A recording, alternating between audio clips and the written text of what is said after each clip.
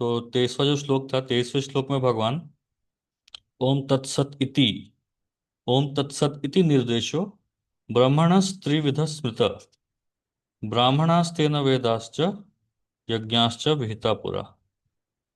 तो एक सेकंड में शेयर करता हूँ।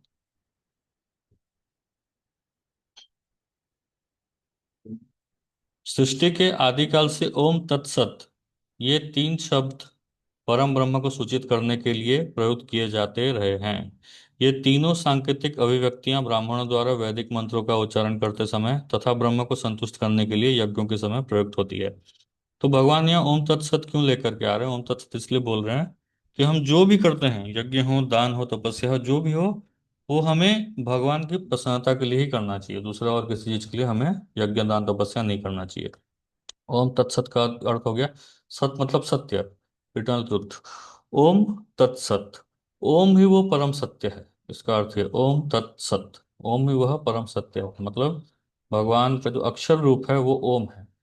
तो ओम की प्रसन्नता के लिए हमें जो भी कार्य हैं वो करनी चाहिए, या भगवान की प्रसन्नता के लिए हम जो भी कर रहे हैं, यज्ञ दान तप कर रहे हैं, भगवान की प्रसन्नता के लिए ही हमें करना चाहिए। अभी ये ओम तत्सत, ये तीन चीजों का थोड़ा भगवान और उल्लेख करके बताएंगे अगले श्लोकों में, 24 25 26। 24 से हम स्टार्ट करेंगे आज। तस्माद् ओम इति उदाहृत्य यज्ञ दान तप क्रिया प्रवर्तन्ते विधानोक्ता सततम ब्रह्मवादिनम्। अतएव योगी जन ब्रह्म की प्राप्ति के लिए शास्त्र विधि के अनुसार यज्ञ दान तथा तप की समस्त क्रियाओं का शुभारंभ सदैव ओम से करते हैं। तो कोई भी क्रिया के आरंभ शुभारंभ जो होता है वो ओम से ही किया जाता है। अब देखिए, कोई भी यज्ञ होता है, कुछ भी होता है, उसमें सबसे पहले ओम ही लगता है, क्योंकि ओम क्या है? ओम भगवान का अक्षर रूप है। भगवान का जो इम्पर्सनल रूप हो गया और या अक्षर रूप हो गया, वो कौन है? वो ओम है। तो इसलिए भगवान को इंडिकेट करते हुए कि हाँ, ओम की प्रसन्नता के लिए, भगवान की प्रसन्नता के लिए हम ये कार्य कर रहे हैं। तात्पर्य श्रील प्रभुपाद जी द्वारा। ओम तद विष्णु परम पदम, ऋग्वेद 1:22-20। विष्णु के चरण कमल परम भक्ति के आश्रय हैं। भगवान के लिए संपन्न हर एक क्रिया सारे कार्य क्षेत्र की सिद्धि निश्चित कर देती है। 25वां श्लोक। तद तद तद इति अनभिसंधाय फलम यज्ञ तपक्रिया दान क्रियाश्च विविधा क्रियन्ते मोक्षकांक्षी भी। मनुष्य को चाहिए कि कर्म फल की इच्छा किए बिना विविध प्रकार के यज्ञ तप तथा दान को तत् शब्द कहकर संपन्न करे। ऐसी दिव्य क्रियाओं का उद्देश्य भवबंधन से मुक्त होना है। तो यहाँ भगवान पूर्णाहुति दे रहे हैं, अपने इंस्ट्रक्शंस को कंप्लीट कर रहे हैं। आध्यात्मिक पद तक उठने के लिए मनुष्य को चाहिए कि किसी लाभ के निमित्त कर्म ना करे। सारे कार्य भगवान के परम धाम वापस जाने के उद्देश्य से किए जाएं, जो चरम उपलब्धि है। फिर 26वां और 27वां श्लोक, यहाँ सत के बारे में बताएंगे भगवान। सद्भावे साधु भावे च सद इति एतत् प्रयुज्यते प्रशस्ते कर्मणि तथा सच्छब्द पार्थ युज्यते यज्ञ तपसि दाने च स्थिति सद इति च उच्यते कर्म चैव तद् अर्थीयम सद इति एवाभिधीयते। सद्भावे, परम सत्य शक्ति में यज्ञ का लक्ष्य है। सॉरी, भक्त, परम सत्य भक्ति में यज्ञ का लक्ष्य है और उसे सत शब्द से अभिहित किया जाता है। हे वृथापुत्र, ऐसे यज्ञ का संपन्न कर्ता भी सत कहलाता है। जिस प्रकार यज्ञ तप तथा दान से सारे कर्म भी जो परम पुरुष को प्रसन्न करने के लिए संपन्न किए जाते हैं सत हैं, तो ऐसे यज्ञ का संपन्न कर्ता भी सत है और वो परम पुरुष भी सत है, सत्य है, जो परम पुरुष की प्रसन्नता के लिए यज्ञ कर रहा है, यज्ञ दान तपस्या कर रहा है। तात्पर्य, प्रशस्त कर्मणि अर्थात नियत कर्तव्य सूचित करते हैं कि वैदिक साहित्य में ऐसी कई क्रियाएं निर्धारित हैं जो गर्भाधान से लेकर मृत्यु तक संस्कार के रूप में हैं। ऐसे संस्कार जीव की चरम मुक्ति के लिए होते हैं। ऐसी सारी क्रियाओं के समय ओम तत्सत उच्चारण करने की संस्तुति की जाती है। सद्भाव तथा साधु भाव आध्यात्मिक स्थिति के सूचक हैं। कृष्ण भावनामृत में कर्म करना सत है, और जो व्यक्ति कृष्ण भावनामृत के लिए कार्य के प्रति सचेत रहता है वह साधु कहलाता है। श्रीमद् भागवत में 3:25-25 में कहा गया है कि भक्तों की संगति से आध्यात्मिक विषय स्पष्ट हो जाता है। इसके लिए सताम प्रसंगात शब्द व्यवहृत हुए हैं। बिना सत्संग के दिव्य ज्ञान उपलब्ध नहीं हो पाता। किसी को दीक्षित करते समय या यज्ञोपवीत मतलब ब्राह्मण दीक्षा धारण कराते समय ओम तत्सत शब्दों का उच्चारण किया जाता है। इसी प्रकार सभी प्रकार के यज्ञ करते समय ओम तत्सत या ब्रह्म ही चरम लक्ष्य होता है। तदिर्थयम शब्द ब्रह्म का प्रतिनिधित्व करने वाले किसी भी कार्य में सेवा करने का सूचक है। जिसमें भगवान के मंदिर में भोजन पकाना तथा सहायता करने जैसी सेवाएं या भगवान के यश का प्रसार करने वाला अन्य कोई भी कार्य सम्मिलित है। इस तरह ओम तत्सत समस्त कार्यों को पूरा करने के लिए कई प्रकार से प्रयुक्त किए जाते हैं। तो इसका अभिप्राय यही है कि हम जो भी कार्य कर रहे हैं वो हमें भगवान की प्रसन्नता के लिए करना चाहिए। भगवान अल्टीमेटली एंड में यही बता रहे हैं कि जो भी तुम कर रहे हो तुम्हें मेरी प्रसन्नता के लिए ही करना है। दूसरा और कोई अभिप्राय होना ही नहीं चाहिए कोई भी कार्य करने के लिए। फिर लास्ट 28वां श्लोक इस चैप्टर का। अश्रद्धया हुतम दत्तम तपस्तप्तम कृतम च यत् असदित्युच्यते पार्थ न च तत्प्रेयनो इह। ये पर्पट एकदम क्लियर है, इसलिए मैं ज़्यादा एक्सप्लेन नहीं कर रहा हूँ। कुछ ऐसा नया चीज़ आएगा तब मैं एक्सप्लेन करूंगा। अनुवाद। हे पार्थ, श्रद्धा के बिना यज्ञ दान या तप के रूप में जो भी किया जाता है वह नश्वर है, वह असत कहलाता है, और जो इस जन्म तथा अगले जन्म दोनों में ही व्यर्थ जाता है। तो श्रद्धा के बिना किया जाए वाला कोई भी यज्ञ दान तप का कोई मतलब का नहीं होता। जबरदस्ती जो यज्ञ करते हैं या तपस्या करते हैं या जबरदस्ती का दान कर दिया तो उसका कोई मतलब नहीं है, उसका ज्यादा कोई इफेक्ट नहीं आएगा।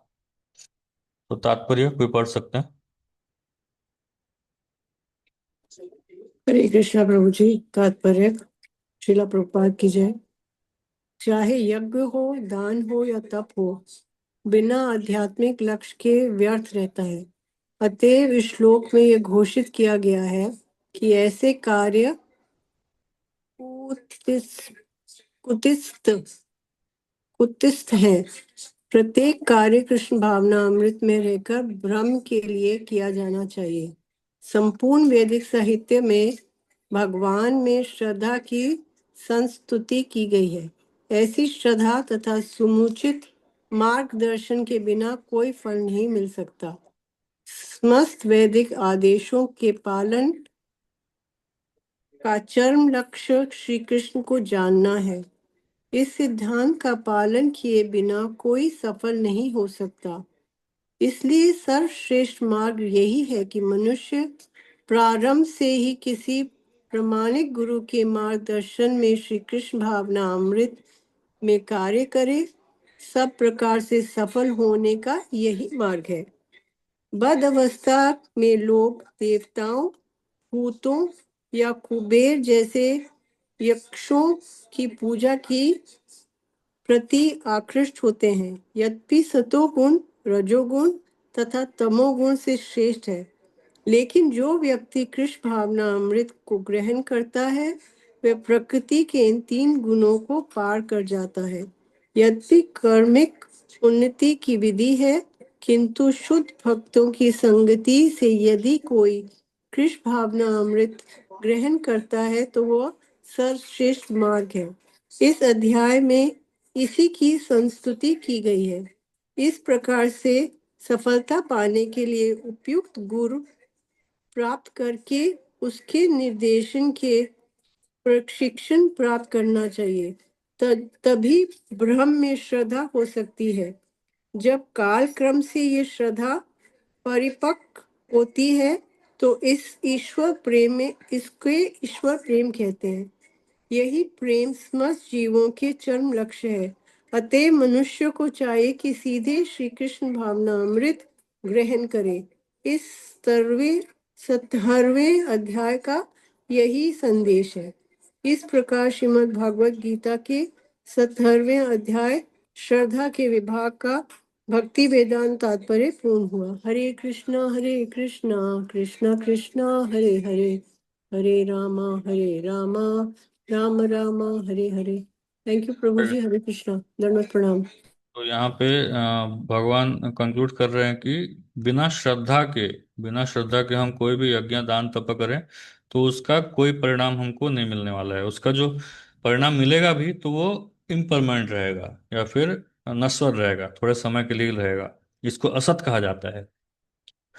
तो इसलिए हमें जो है प्रभुपाद जी बहुत सुंदर उल्लेख कर रहे हैं कि ऐसे तो बहुत सारे क्रम हैं ब्रह्म को जानने के या भगवान को जानने के या परम सत्य को जानने के। बहुत सारे क्रम हैं, क्रमशः बहुत सारे क्रम में हम जा सकते हैं। जैसे कि पुराने अध्याय में बताया गया है, जो पहले के 6 अध्याय हैं, उसमें बताया गया है कि एक व्यक्ति सबसे पहले तो वो पशु जीवन में रहता है।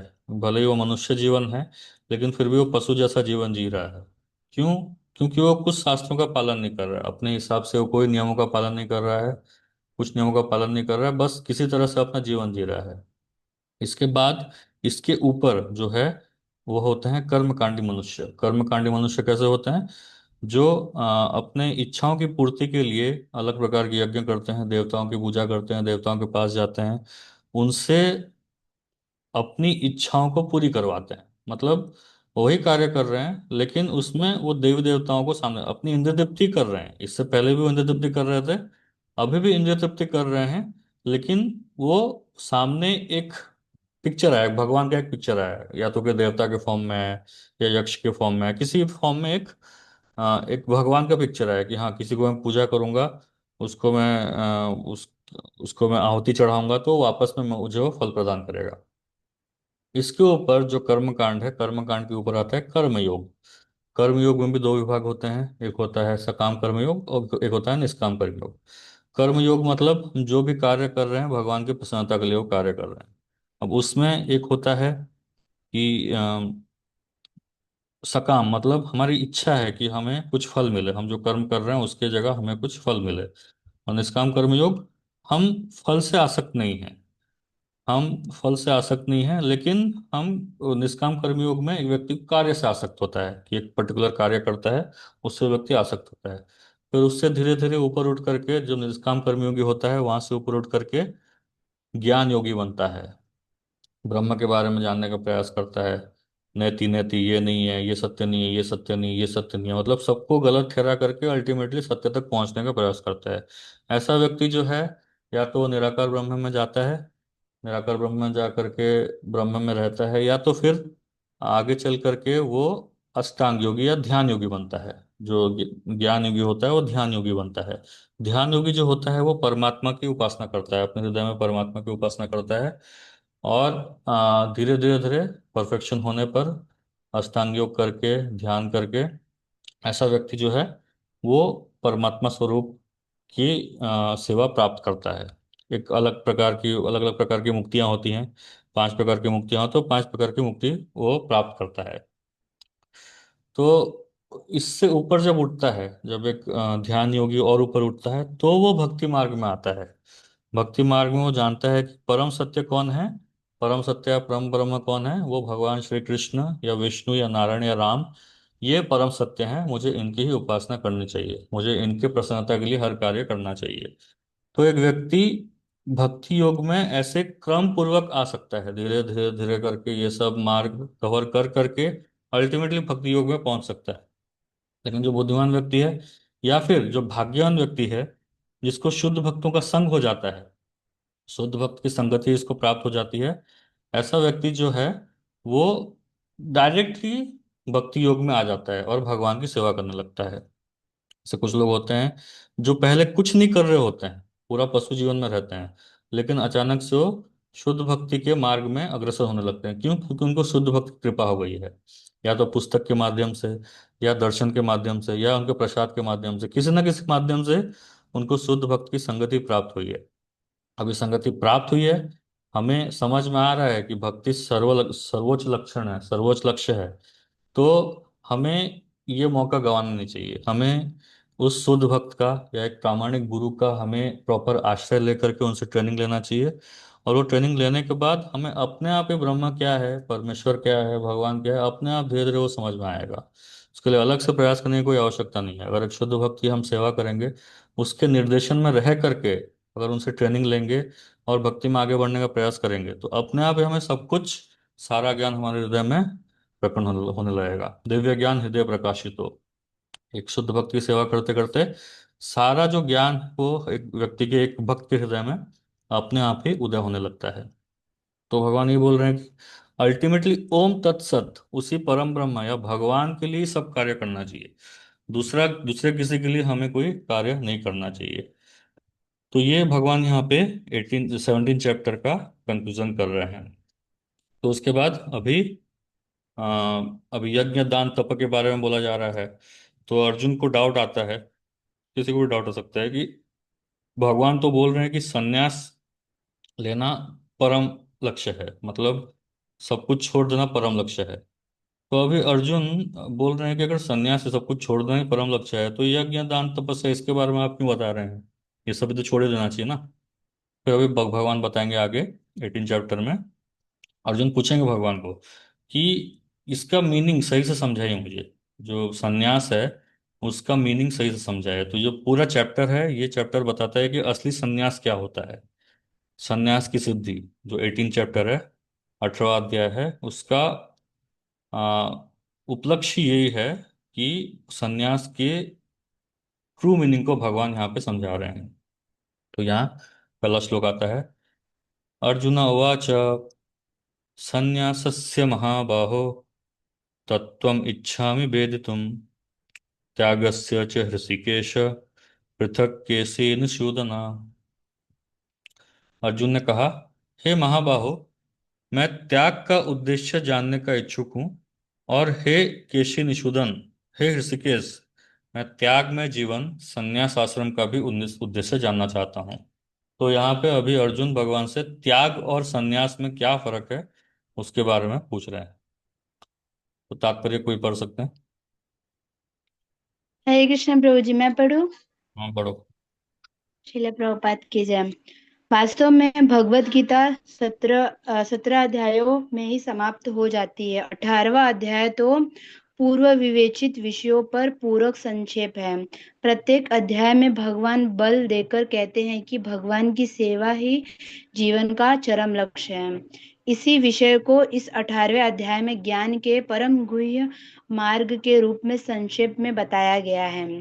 प्रथम 6 अध्यायों में भक्ति योग पर बल दिया गया है। योगी नामपि सर्वेश्याम, समस्त योगियों में से जो योगी अंदर अपने अंदर में सदैव मेरा चिंतन करता है वह सर्वश्रेष्ठ है।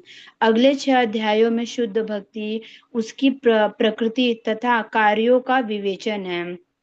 अंत के 6 अध्यायों में ज्ञान, वैराग्य, अपरा तथा परा प्रकृति के कार्यों और भक्ति का वर्णन है।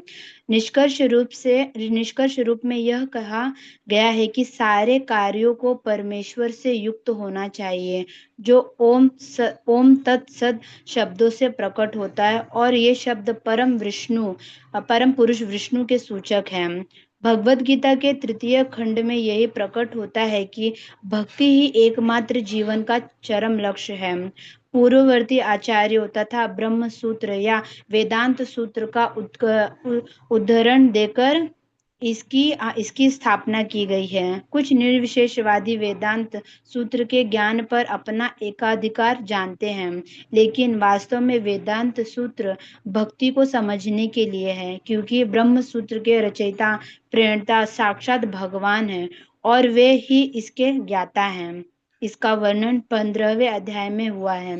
प्रत्येक शास्त्र, प्रत्येक वेद का लक्ष्य भक्ति है। भगवत गीता में इसी की व्याख्या है। जिस प्रकार द्वितीय अध्याय में संपूर्ण विषय वस्तु की प्रस्तावना सार का वर्णन है, उसी प्रकार 18वें अध्याय में सारे उपदेश का सारांश दिया गया है। इसमें त्याग, वैराग्य तथा त्रिगुणातीत दिव्य पद की प्राप्ति को ही जीवन का लक्ष्य बताया गया है। अर्जुन भगवत गीता के 2 विषयों का स्पष्ट अंतर जानने का इच्छुक है। ये है त्याग तथा संन्यास। अतएव वह इन दोनों शब्दों के अर्थ की जिज्ञासा कर रहा है। इस श्लोक में परमेश्वर को संबोधित करने के लिए प्रयुक्त ऋषिकेश तथा केशी निषूदन ये दो शब्द महत्वपूर्ण हैं। ऋषिकेश कृष्ण है, समस्त इंद्रियों के स्वामी, जो हमें मानसिक शांति प्राप्त करने में सहायक बनते हैं। अर्जुन उनसे प्रार्थना करता है कि वे सभी बातों को इस तरह संक्षिप्त कर दे जिससे वह समभाव में स्थिर रहे। फिर भी उनके उसके मन में कुछ संशय है और वे संशय अश्रु के समान होते हैं। अतः वह कृष्ण को केशी निषूदन कहकर संबोधित करता है। केशी अर्थात अर्जय, हाँ, अर्जेय असुर था जिसका वध कृष्ण ने किया था। जब अब अर्जुन चाहता है कि वे उसके संशय रूपी असुर का वध करें। हरे हम्म। तो यहाँ देखिए, भगवान को दो शब्द से अब संबोधित कर रहे हैं अर्जुन। एक है ऋषिकेश और एक है केसी निषूदन। ऋषिकेश का मतलब ऋषि का ईश। ऋषि का मतलब हमारी इंद्रियां, इंद्रियों के स्वामी कृष्ण है ऋषिकेश। कृष्ण को ऋषिकेश कहा जाता है। हमारे इंद्रियों के स्वामी कृष्ण है, तो इसलिए इंद्रियों को शांत करिए आप, बता करके कंक्लूड करके। अब मेरे इंद्रियों को शांत करिए, अर्जुन बोल रहे हैं। और दूसरा है केसी निषूदन। जो केशी राक्षस आया था ना लास्ट में, आप लोगों को पता होगा, केशी राक्षस जो था वो एकदम लास्ट में आया था। एकदम लास्ट में जब भगवान मथुरा जाने वाले थे, उससे पहले जो एकदम लास्ट में जो राक्षस आया था वो था केशी। और वो आया था घोड़े के रूप में। तो उसको संशय था कि इतने सारे राक्षस को मार दिया कृष्ण ने, मेरा क्या होगा? मुझे कृष्ण छोड़ेगा, मारेगा, या मैं मार पाऊंगा क्या? उसको बहुत कंफ्यूजन था। तो इसलिए भगवान ने उसको मार करके उसका कंफ्यूजन दूर कर दिया। तो उसी प्रकार हमारे अंदर भी जो डाउट्स होते हैं ना, वो डाउट्स राक्षस के समान है, एक असुर के समान है। तो उस असुर को केवल भगवान ही नाश कर सकते हैं। जो हमारी स्पिरिचुअल डाउट्स होते हैं उसको भगवान या हमारे गुरु ही नाश कर सकते हैं। तो यहाँ पे प्रभुपाद जी बोल रहे हैं कि, क्लियरली बोल रहे हैं कि जो 70 चैप्टर है, 17वां अध्याय है, वहां पे भगवत गीता समाप्त हो जाता है। ओम तत्सत, ओम तत्सत हो गया मतलब पूर्णाहुति हो रहा है वहां पे। तो वहां पे खत्म हो रहा है, लेकिन फिर भी अभी अर्जुन थोड़ा और क्लैरिफाई कर रहे हैं। और भगवान यहाँ पे जितने भी इंस्ट्रक्शंस दिए थे, जितने भी उपदेश दिए हैं, वो सबको समराइज कर रहे हैं। प्रभुपाद जी बोल रहे हैं जैसा दूसरा अध्याय था, तो दूसरे अध्याय में जो विषय वस्तु आने वाले हैं, भगवत गीता में जो विषय वस्तु चर्चा होने वाले हैं, उसके बारे में उसका सार था।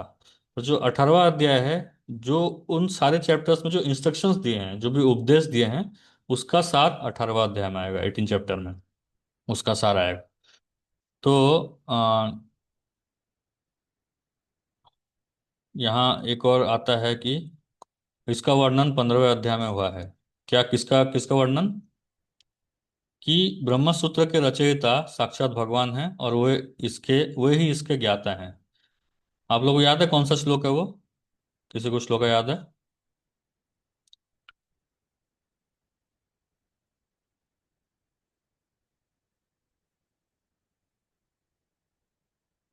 कोई बता सकते हैं कौन से श्लोक में भगवान बोलते हैं कि मैं ही सारे वेदों का रचयिता हूँ, सारे वेदांत का कर्ता मैं ही हूँ? किसमें बताते हैं भगवान? हरे कृष्ण प्रभु जी। हाँ बोलिए। सर्वस्य चाहं हृदि सन्निविष्टो मत्तः स्मृतिर्ज्ञानमपोहनं च वेदैश्च सर्वैरहमेव वेद्यो वेदांत कृत्वेदविदेव चाहम्। इसका मीनिंग भी समझा दीजिए। सर प्रभु जी, स्टार्टिंग का याद नहीं है बट एंडिंग का सेकंड लाइन का पता है कि हाँ बोलिए। भगवान बोल रहे हैं कि सभी वेदों का जानने योग्य जो सब्जेक्ट है, जो सार है, वो मैं ही हूँ। सभी वेदों को पढ़ा जाता है ताकि मुझे समझा जा सके। हम्म। तो 15वें अध्याय का 15वां श्लोक है, आप लोग इसको अच्छे से याद रखिए।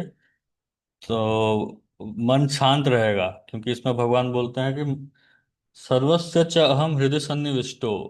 सर्वस्य च अहम हृदय सन्निविष्टो मतलब मैं प्रवेश करता हूँ, सबके हृदय में बैठा हुआ हूँ। सर्वस्य च अहम हृदय सन्निविष्टो, सबके हृदय में मैं बैठा हुआ हूँ। आ, मत्त स्मृतिर ज्ञानम अपोहनम च, मेरी वजह से ही स्मृति है, स्मृति मतलब रिमेम्बरेंस। स्मृतिर ज्ञानम मेरी वजह से नॉलेज है, और अपोहनम मेरी वजह से फॉरगेटफुलनेस है। ये तीनों चीज मेरी वजह से ही है, स्मृति, ज्ञान, अपोहनम। याद, रिमेम्बरेंस, नॉलेज और फॉरगेटफुलनेस, ये तीनों मेरी वजह से ही है। इसमें भगवान की कृपा है, भगवान की कृपा से ही हम याद रखते हैं, भगवान की कृपा से हमें ज्ञान होता है, और भगवान की कृपा से ही हम भूलते भी हैं। तो वेदेश्च सर्वे अहम एव वेद्य, सारे वेदों से मुझे ही जानना है। सब वेदों, अहम एव वेद्य, सबसे ज्यादा नॉलेजेबल ऑब्जेक्ट कौन है? वो भगवान स्वयं है, सर्वस्व।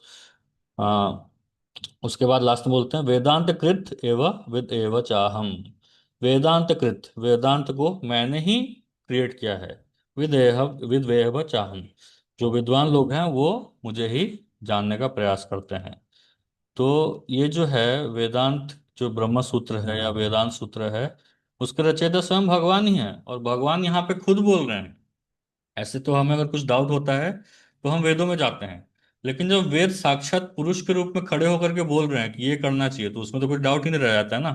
भगवान भगवत गीता में क्लियरली सब कुछ बोल रहे हैं कि क्या करना चाहिए क्या नहीं करना चाहिए। उसमें भी लोगों का बहुत कंफ्यूजन रहता है कि ब्रह्म निराकार है, साकार है, बहुत कंफ्यूजन है। लेकिन भगवान यहाँ पे क्लियरली सब बता रहे हैं किसके लिए कार्य करना चाहिए, किस पुरुष के लिए कार्य करना चाहिए, भगवान सब क्लियरली बता रहे हैं। तो इसलिए यहाँ पे भगवत गीता ही इसी की, भगवत गीता में इसी की व्याख्या है कि भगवान ही सारे वेद के लक्ष्य हैं। तो यहाँ पे इस सॉरी, इस श्लोका में अर्जुन भगवान को क्वेश्चन पूछ रहे हैं कि आप मुझे त्याग और संन्यास, ये दोनों का डिफरेंस बताइए। त्याग का मतलब क्या है, संन्यास का मतलब क्या है? तो आगे भगवान ये दोनों का डिफरेंस बताएंगे। श्री भगवान उवाच काम्यानां कर्मणां न्यासं संन्यासं कवयो विदु सर्वकर्मफलत्यागं प्राहुस्त्यागं विचक्षणा। तो और भी पढ़ना चाहेंगे? अनुवाद तात्पर्य पूरा पढ़िए।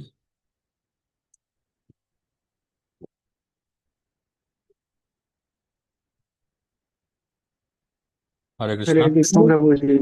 हरे कृष्णा। हाँ पढ़ो कुछ। तात्पर्य, भगवान ने कहा, भौतिक इच्छा पर आधारित कर्मों के परित्याग को विद्वान लोग संन्यास कहते हैं और समस्त कर्मों के फल त्याग को बुद्धिमान लोग त्याग कहते हैं। कर्म फल की आकांक्षा से किए गए कर्म त्याग करना चाहिए, यही भगवत गीता का उपदेश है। लेकिन जिन कर्मों से उच्च आध्यात्मिक ज्ञान प्राप्त हो, उनका परित्याग नहीं करना चाहिए। अगले श्लोकों में यह स्पष्ट हो जाएगा। वैदिक साहित्य में किसी विशेष उद्देश्य से यज्ञ संपन्न करने की अनेक विधियों का उल्लेख है। कुछ यज्ञ ऐसे हैं जो अच्छी संतान प्राप्त करने के लिए या स्वर्ग प्राप्ति के लिए किए जाते हैं, लेकिन जो यज्ञ इच्छाओं के वशीभूत हो, उनको बंद करना चाहिए। परंतु आध्यात्मिक ज्ञान में उन्नति या हृदय की बुद्धि के लिए किए जाने वाले यज्ञों का परित्याग करना उचित नहीं है।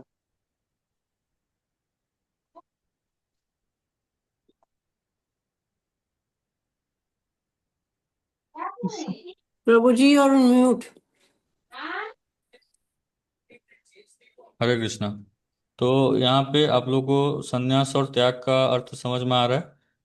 संन्यास का अर्थ होता है कि जो भी हमारी भौतिक इच्छा के ऊपर आधारित कर्म है, हम जो भी कर्म कर रहे हैं उसमें अगर हमारी भौतिक इच्छा सम्मिलित है, तो वो जो है, आप लोग म्यूट कर लीजिए अपने आप को प्लीज।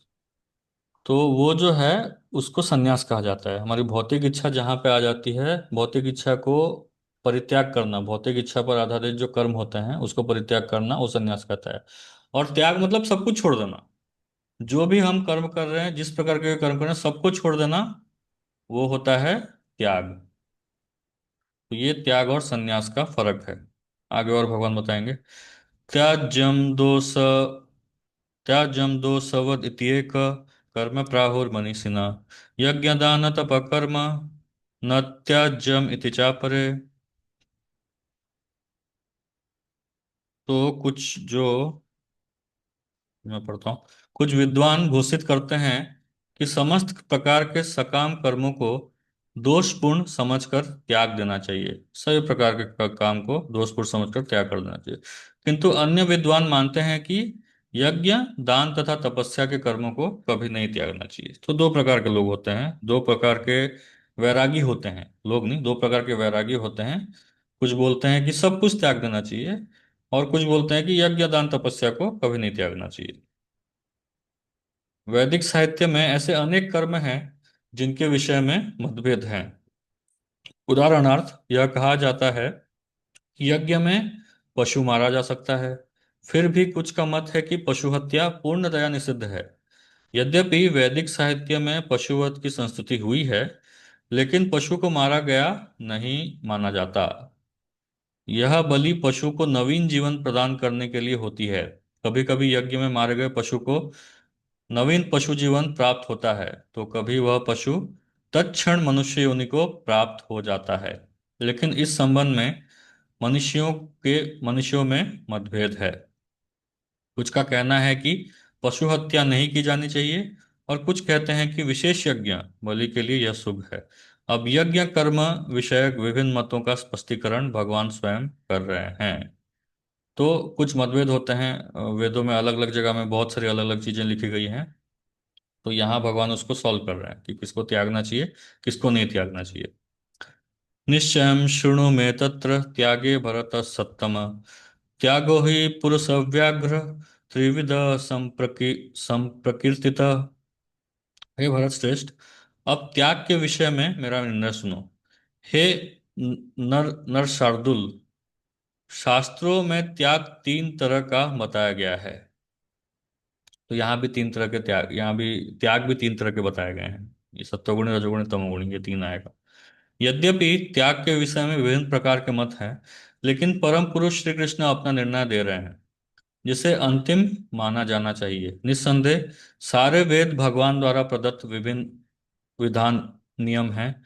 यहाँ पर भगवान साक्षात उपस्थित हैं, अतएव उनके वचनों को अंतिम मान लेना चाहिए। भगवान कहते हैं कि भौतिक प्रकृति के तीन गुणों में से जिस गुण में त्याग किया जाता है, उसी के अनुसार त्याग का प्रकार समझना चाहिए। तो यहाँ प्रभुपाद एक ये पॉइंट क्लियर कर रहे हैं कि यहाँ पर भगवान साक्षात उपस्थित हैं, अतएव उनके वचनों को अंतिम मान लेना चाहिए। तो क्योंकि वेदों वेदांत कोई भगवान ने ही बनाया है, और वेदों को जानना का मतलब है भगवान को जानना। इसलिए जब साक्षात वेद हमारे सामने खड़े हैं, तो वो जो बोल रहे हैं वो अल्टीमेट होगा, उसमें कोई दोहरा होना नहीं चाहिए। ये प्रभुपाद जी ये पॉइंट को क्लियर कर रहे हैं। अभी ये श्लोका इंपॉर्टेंट है।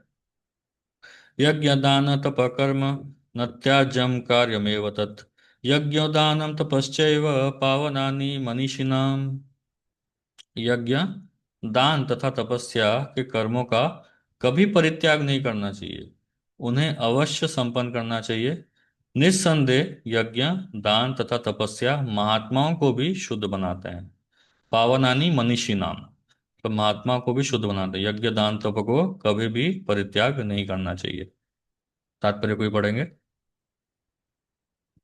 हरे हरे कृष्ण कृष्ण। प्रभु जी। हाँ, दीपक को पढ़िए। योगी को चाहिए कि मानव समाज की उत्पत्ति के लिए कर्म करे। मनुष्य को उन्नति, आध्यात्मिक जीव हरे कृष्णा। उन्नति, उन्नति, उत्पत्ति नहीं। हाँ, उन्नति के लिए कर्म करे। मनुष्य को आध्यात्मिक जीवन तक ऊपर उठाने के लिए अनेक संस्कार पवित्र कर्म है। उदाहरणार्थ विवाहोत्सव एक यज्ञ माना जाता है। यह विवाह यज्ञ कहलाता है। क्या एक सन्यासी जिसने अपना पारिवारिक संबंध त्याग कर संन्यास ग्रहण कर दिया है, विवाहोत्सव को प्रोत्साहन दे? भगवान कहते हैं यदि कोई भी यज्ञ जो मानव कल्याण के लिए हो, उसका कभी भी परित्याग न करे। विवाह यज्ञ मानव मन को संयमित करने के लिए है, जिससे आध्यात्मिक प्रगति के लिए वह शांत बन सके। सन्यासी को चाहिए कि वह इस विवाह यज्ञ की संस्तुति अधिकांश मनुष्यों के लिए करे। सन्यासियों को चाहिए कि स्त्रियों का संग न करे, लेकिन इसका अर्थ यह नहीं है कि जो व्यक्ति अभी जीवन की निम्न अवस्था में है, अर्थात जो तरुण है, वो विवाह यज्ञ में पत्नी न स्वीकार करे। सारे यज्ञ परमेश्वर की प्राप्ति के लिए है, अतएव निम्नतर अवस्था में यज्ञों का परित्याग नहीं करना चाहिए। इस प्रकार दान हृदय की शुद्धि संस्कार के लिए है। यदि दान सुपात्र को दिया जाता है तो इससे आध्यात्मिक जीवन में प्रगति होती है, जैसा कि पहले वर्णन किया जा चुका है। हरे कृष्ण। हाँ, तो यहाँ प्रभुपाद जी विवाह यज्ञ का एग्जाम्पल दे रहे हैं। तो विवाह यज्ञ का इवन सन्यासी को भी उसका प्रोत्साहन करना चाहिए। विवाह यज्ञ जो प्रॉपर एज में है उनको विवाह करना चाहिए, क्योंकि विवाह नहीं करने से फिर कुत्ते बिल्ली वाली संस्कृति आ जाएगी। कोई भी किसी के साथ भी रह रहा है, लिव इन में रह रहा है, कुछ भी रह रहा है, और उसी को लोग जस्टिफाई करने लगेंगे।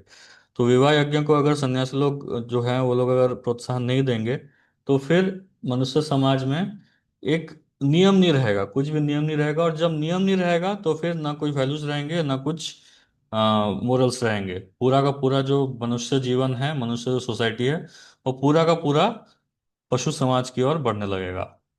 तो इसलिए जो यज्ञ दान तपस्या है, ये जो महात्मा लोग हैं उन लोगों को भी परित्याग नहीं करना चाहिए। उनको भी ये जो यज्ञ दान तप जो प्रॉपर प्रेस्क्राइब्ड वाले हैं, ये सभी को करना चाहिए। जो प्रॉपर भक्ति कर रहा है उसको भी ये करना चाहिए, तो वो कभी त्यागना नहीं चाहिए।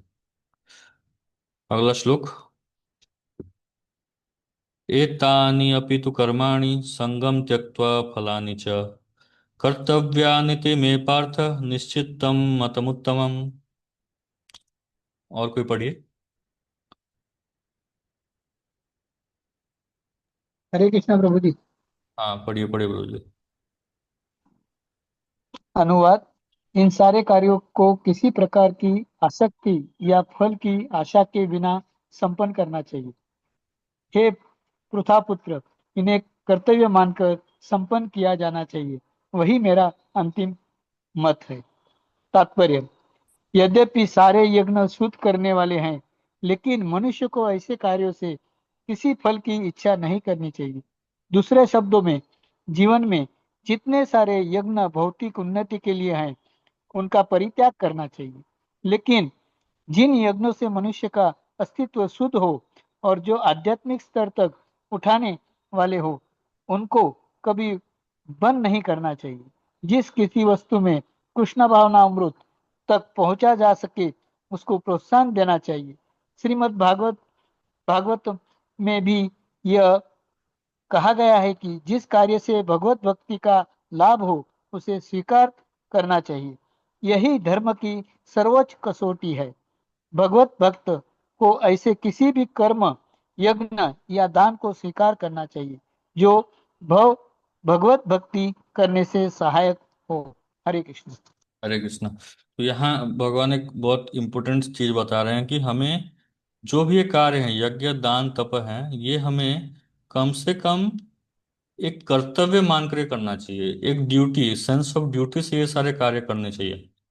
तो अभी देखिए, भक्ति करने के लिए या फिर कोई भी इस तरह के जो कार्य होते हैं, जो भगवान को प्रसन्न किए जाने वाले जो कार्य होते हैं, इसको करने के चार प्लेटफॉर्म होते हैं।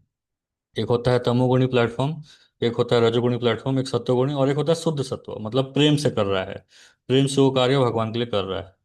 जो तमोगुण में है, तमोगुण का जो प्लेटफॉर्म है ना, वो भय वाला प्लेटफॉर्म है, आउट ऑफ फियर।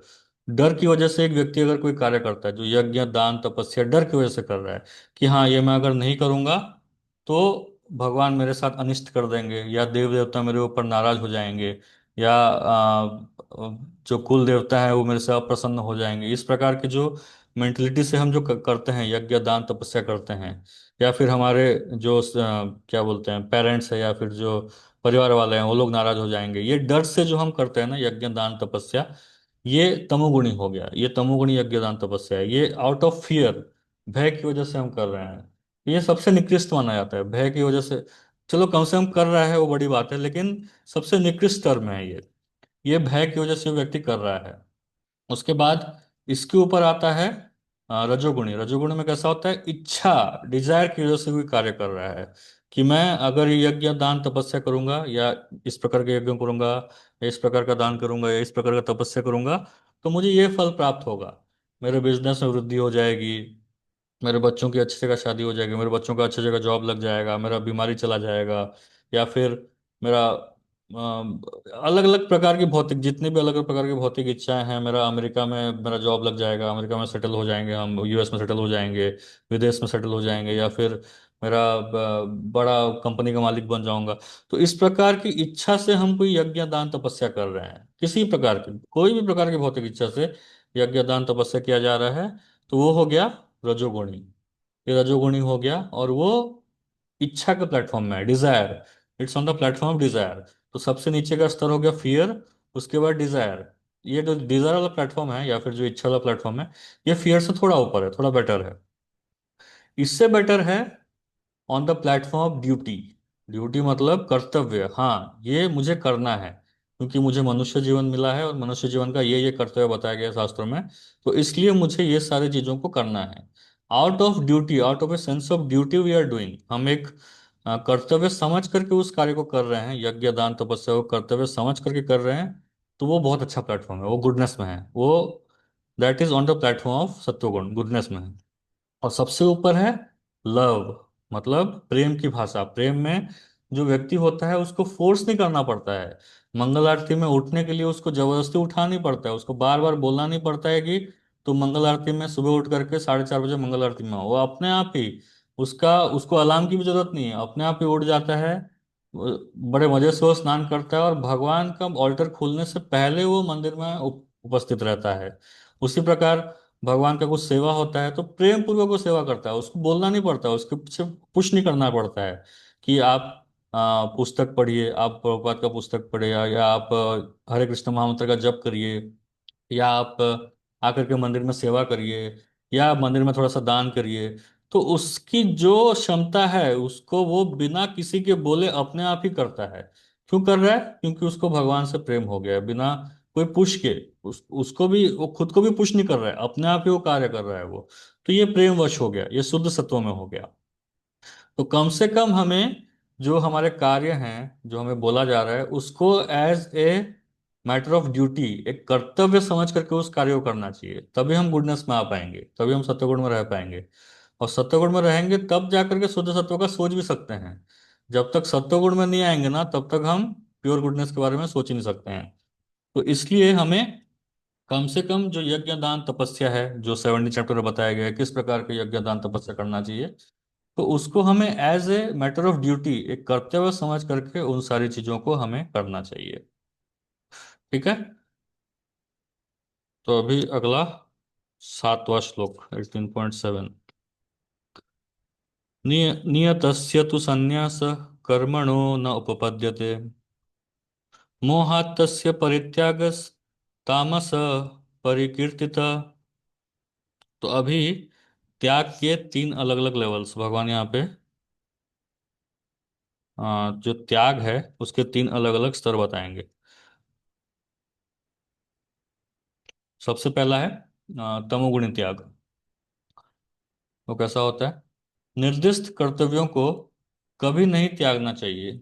यदि कोई मोहवश अपने नियत कर्मों का परित्याग कर देता है, तो ऐसे त्याग को तामसी कहा जाता है। मोहवश, तात्पर्य जो कार्य भौतिक तुष्टि के लिए किया जाता है उसे अवश्य ही त्याग दें, लेकिन जिन कार्यों से आध्यात्मिक उन्नति हो, यथा भगवान के लिए भोजन बनाना, भगवान को भोग अर्पित करना, फिर प्रसाद ग्रहण करना, उसकी संस्तुति की जाती है। कहा जाता है कि सन्यासी को अपने लिए भोजन नहीं बनाना चाहिए, लेकिन अपने लिए भोजन पकाना भले ही वर्जित हो, परमेश्वर के लिए भोजन पकाना वर्जित नहीं है। इसी प्रकार अपने शिष्य की कृष्ण भावनामृत में प्रगति करने में सहायक बनने के लिए सन्यासी विवाह यज्ञ संपन्न करा सकता है। यदि कोई ऐसा कार्य का परित्याग कर देता है तो यह समझना चाहिए कि वह तमोगुण के अधीन है। मतलब बिना सोचे समझे हम जो अपने यज्ञ दान तप को अगर परित्याग कर देते हैं, तो वो तमोगुणी माना जाता है, तमोगुणी त्याग माना जाता है। उसके बाद रजोगुणी, दुखम इत्येव यत्कर्म काय क्लेश भयात्यज भया त्यजेत, सकृत्वा राजसं त्यागम नैव त्याग फलम लभेत। जो व्यक्ति नियत कर्मों को कष्टप्रद समझकर या शारीरिक क्लेश के भय से त्याग देता है, उसके लिए कहा जाता है कि उसने यह त्याग रजोगुण में किया है। ऐसा कहने से ऐसा करने से कभी त्याग का उच्च फल प्राप्त नहीं होता। तो ये जनरली हम सब करते हैं, ये जो है ना, जनरली थोड़ा सा हमें कष्ट होता है ना, तपस्या करने में या फिर भक्ति करने में थोड़ा कष्ट होता है, तो उस चीज को हम डिले कर देते हैं या फिर उसको हम करते ही नहीं है। जो व्यक्ति कृष्ण भावनामृत को प्राप्त है उसे इस भय से अर्थोपार्जन बंद नहीं करना चाहिए कि वह सकाम कर्म कर रहा है। यदि कोई कार्य करके कमाए धन को कृष्ण भावनामृत में लगाता है, या यदि कोई प्रातःकाल जल्दी उठकर दिव्य कृष्ण भावनामृत को अग्रसर करता है, तो उसे चाहिए कि वह डर कर या यह सोचकर कि ऐसे कार्य कष्टप्रद हैं उन्हें त्यागे नहीं। ऐसा त्याग राजसी होता है। राजसी कर्म का फल सदैव दुखद होता है। यदि कोई व्यक्ति इस भाव से कर्म त्याग करता है तो उसे त्याग का फल कभी नहीं मिल पाता। तो ये किस प्रकार होता है कि हमें बताया जा रहा है कि हमें सुबह उठ करके मंगल आरती करना चाहिए, जप करना चाहिए। तो हम उस चीज को त्याग देते हैं कि कौन इतना कष्ट देगा बॉडी को, कौन सुबह सुबह उठेगा, कौन सुबह सुबह स्नान करेगा, इतना कष्ट कौन दे बॉडी को। ऐसा सोच करके अगर हम अपने जो साधना हमें बताई गई है उसको त्याग कर देते हैं या उसको डिले करते हैं, तो ये राजसी त्याग में आएगा। तो ये इस तरह का जो त्याग होता है इसका कोई लाभ नहीं होता है, हमें हमेशा दुख ही प्रदान करेगा। इस तरह का त्याग, इस तरह का भक्तों को ध्यान रखना चाहिए कि ये डिले नहीं करना चाहिए, जो भी हमें साधना बताई गई है उसमें आलस नहीं करना चाहिए। ये हो गया राजसी त्याग। और सत्वगुणी त्याग कैसा होता है? कार्यम इत्येव यत्कर्म नियतम क्रियते अर्जुन संग त्यक्त्वा फलम चैव सत्याग सात्विको मत।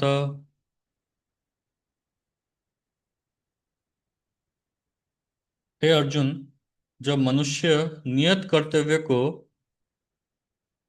करणीय मानकर करता है, मतलब जैसे पहले बताया कि as a matter of duty नियत कर्तव्य को करणीय मानकर करता है और समस्त भौतिक संगति तथा फल की आसक्ति को त्याग देता है, तो उसका त्याग सात्विक कहलाता है। तो फल की आसक्ति को जो व्यक्ति त्यागता है और भौतिक संगति को जो त्यागता है, ऐसा जो त्याग होता है इसको सात्विक कहता है।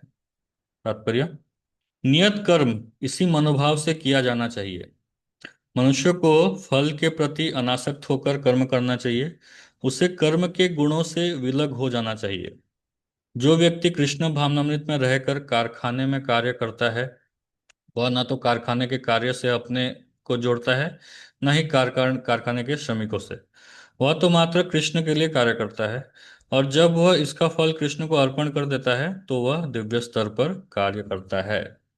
तो हमारा जो त्याग होता है वो इस प्रकार का होना चाहिए कि हमें अपनी भौतिक संगति, जो भी भौतिक संगति है, भौतिक लोगों से संग करना, उनसे आदान प्रदान करना, उनसे चर्चा करना, वो सब संग हमें छोड़ देना है। और हमें जो भी हम कर्म कर रहे हैं उस फल से हमें आसक्त नहीं होना चाहिए। जो भी फल मिले उसको हमें एज इट इज स्वीकार करना चाहिए। हम कर्म कर्म जो यज्ञ दान तब कर रहे हैं उससे हमें कर्म की कोई अभिलाषा नहीं होनी चाहिए। उससे जो भी कर्म मिल रहा है, जो भी फल मिल रहा है, उस फल से हमें संतुष्ट रहना चाहिए। तो इस तरह का जो त्याग होता है इसको सात्विक कहा जाता है। तो भगवान यहाँ पे त्याग या रिनंसिएशन के तीन अलग अलग स्तर बता रहे हैं। त्याग किस प्रकार का होता है, त्याग करना, सत्वगुणी त्याग, रजोगुणी त्याग और तमोगुणी त्याग त्याग किस प्रकार का होता है उसके बारे में भगवान बता रहे हैं। तो यहाँ पे आज हम विराम देते हैं। इसके आगे का जो भी है हम नेक्स्ट क्लास से पढ़ेंगे। तो आप लोग कोई डाउट है किसी को तो पूछ सकते हैं।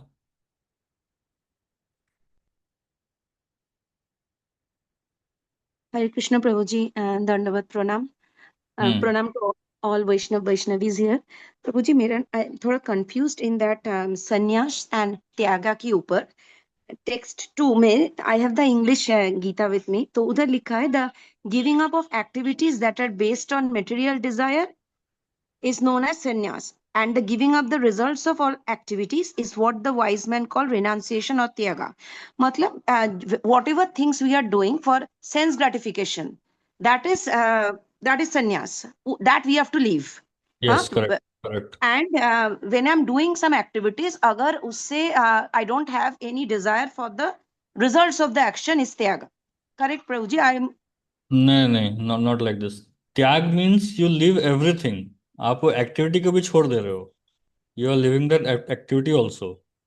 और sannyas means you are leaving the क्या बोलते हैं उसको, भौतिक इच्छा को छोड़ रहे हो आप। मतलब जैसे हम कुछ कार्य कर रहे हैं, हम अपने परिवार को मेंटेन करने के लिए या भक्ति में आगे बढ़ने के लिए कुछ कार्य कर रहे हैं, वो सब कुछ छोड़ दिया तो उसको त्याग कहेंगे। लेकिन sannyas means you are in your ashram proper, and जो जरूरत है भक्ति में आगे बढ़ने के लिए, जो जरूरत है वो सारे कर्मों को किया जा रहा है, दैट इज संन्यास। ओके ओके, हरे कृष्ण प्रभु जी। और एक छोटा सा क्वेश्चन है, लाइक हाँ। एक टेक्स्ट वन में प्रभु जी, I am a very fallen soul, बहुत सिंफुल हूँ, तो उधर जिधर Arjun is asking Krishna in the last line that जब डाउट्स आता है तो Arjun is expecting Krishna to kill the demon of doubt, correct प्रभु जी? Hmm. For a person like me, I am a fallen soul, I am, कभी कभी डाउट्स आ जाते हैं when my intentions are changing from सत्व गुण टू तम गुण टू रजगुण, तो डाउट्स आते हैं and I don't have Diksha Prabhu. In that situation में मुझे क्या करना है कि एक संशय डाउट अंदर है, if you so please you have help me प्रभु टू, जी। आपको वो चीज को कोई साधु से क्लियर करवाना है। और डाउट्स कहाँ पे, हम कहीं फंस रहे हैं, कोई कार्य करने के लिए कुछ फंस रहे हैं, तो उसको आध्यात्मिक, कोई मटेरियल चीज नहीं, मटेरियल चीज साधु से क्लियर मत करवाइए, कोई कोई फायदा नहीं होने वाला है। कुछ आध्यात्मिक जगह में हम कहीं अटक रहे हैं, we are stuck up that we are not able to do our devotional service, then we should go to some sadhu and ask that sadhu कि क्या करना चाहिए मुझे। तो that's the easiest solution which we can have. And the next thing is, हमें दीक्षा लेने का प्रयास करना चाहिए, हमें एक प्रॉपर गुरु का सानिध्य लेना चाहिए, और दीक्षा लेने का, जो बोल रहे हैं उसको फॉलो करने का प्रयास करना चाहिए। तब जाकर के हमारे डाउट्स अपने आप धीरे धीरे क्लियर होंगे। जब तक हम साधु की संगति नहीं करेंगे, जब तक हम साधु की सेवा नहीं करेंगे, तब तक हमारे डाउट्स इतने इजीली क्लियर नहीं होंगे। साधु सेवा बहुत आवश्यक है। जब तक साधु सेवा नहीं करेंगे, तब तक, साधु सेवा मीन्स प्योर डिवोटी, उनकी अगर सेवा नहीं करेंगे, तब तक हमारे सारे डाउट्स क्लियर नहीं होने वाले हैं, सारे संशय हमारे दूर नहीं होंगे। ठीक है। थैंक यू प्रभु जी, हरे कृष्ण। हरे कृष्ण। ठीक है। हरे कृष्ण। श्रील प्रभुपाद की जय। ग्रंथराज श्रीमद् भगवद हरे गीता की हरे जय। कृष्ण। हरे कृष्ण प्रभु जी, दंडवत प्रणाम। हरे कृष्ण।